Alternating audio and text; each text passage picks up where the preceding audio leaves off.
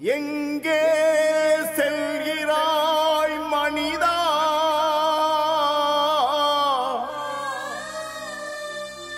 உன் பாதை சரிதானா? நில், கவனி, செயல்படு. தந்தை, மகன், தூய ஆவியின் பெயரால் ஆமென். எங்கள் அன்பான கடவுளே, உம்மை நாங்கள் துதித்து போற்றுகிறோம், தாழ்மையோடு ஆராதிக்கிறோம், உமக்கு நன்றி கூறுகிறோம். தகப்பனே, நாங்கள் இயேசுவின் வழியாக உம்மீது நாங்கள் வெளிப்படுத்துகின்ற அன்பை அனுதினமும் உமது கட்டளைகளை கடைபிடிப்பதின் வழியாக தான் சரியான முறையில் நாங்கள் வெளிப்படுத்த முடியும் என்ற உணர்வை, விசுவாசத்தை எங்களுக்கு தருவீராக. நீர் எங்களுக்கு கொடுத்துள்ள கட்டளைகளை ஆண்டவரே நாங்கள் கண்களை திறந்து பார்த்து அவைகளை ஊன்றி செயல்படுத்த நாங்கள் முன்வருகிறோம்.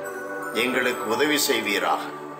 உம்முடைய கட்டளைகளை கடைபிடிக்காமல் உம்மை அன்பு செய்கிறோம் என்று சொன்னால் நாங்கள் பொய்யவர்கள் ஆகிவிடுவோம்.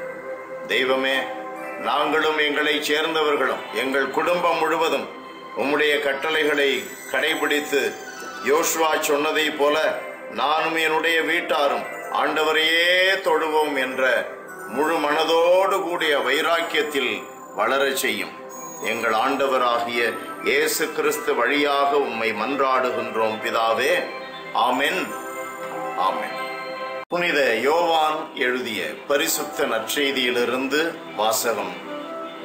14ஆம் அதிகாரம் 23-24 வசனங்கள். இயேசு பின்வருமாறு கூறினார்: என் மீது அன்பு கொண்டுள்ளவர் நான் சொல்வதை கடைபிடிப்பார். என் தந்தையும் அவர் மீது அன்பு கொள்வார். நாங்கள் அவரிடம் வந்து அவருடன் குடிகொள்வோம். என் மீது அன்பு கொண்டிராதவர் நான் சொல்வதை கடைபிடிப்பதில்லை. நீங்கள் கேட்கும் வார்த்தைகள் என்னுடையவை அல்ல, அவை என்னை அனுப்பிய தந்தையுடையவை. இது வாழ்வு தரும் கிறிஸ்துவின் நற்செய்தி. கிறிஸ்துவே உமக்கு புகழ். இயேசுவில் அன்பிற்குரிய சகோதரனே, சகோதரியே, இயேசு ஆண்டவரை இந்த உலக போக்கிலே தமிழர்கள் சொல்லுகிறார்களே புத்தன், இயேசு, காந்தி என்று, அந்த வரிசையிலே வைத்துவிடக் கூடாது. இயேசு ஒரு சாதாரண மனிதர் அல்ல, வெறும் புரட்சிகரமான பேச்சாளர் அல்ல, அதிசயங்களை செய்த அற்புத மனிதர் அல்ல. இவைகளை செய்தார், புரட்சியாக பேசினார், புதுமைகளை செய்தார். ஆனால் யோவான் நற்செய்தியிலே நாம் வாசிக்கிறோம், 5வது அதிகாரம் 43வது வசனம் நமக்கு சொல்லுகிறது, தந்தையின் பதிலாளாய் இவ்வுலகிற்கு வந்தார்.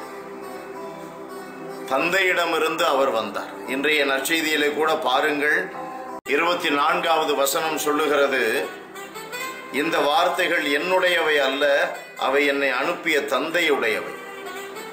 அன்பானவர்களே, தந்தையினுடைய பதிலாளாய் தான் இவ்வுலகிற்கு வந்தார். தந்தைக்குள் அவர் இருக்கிறார்.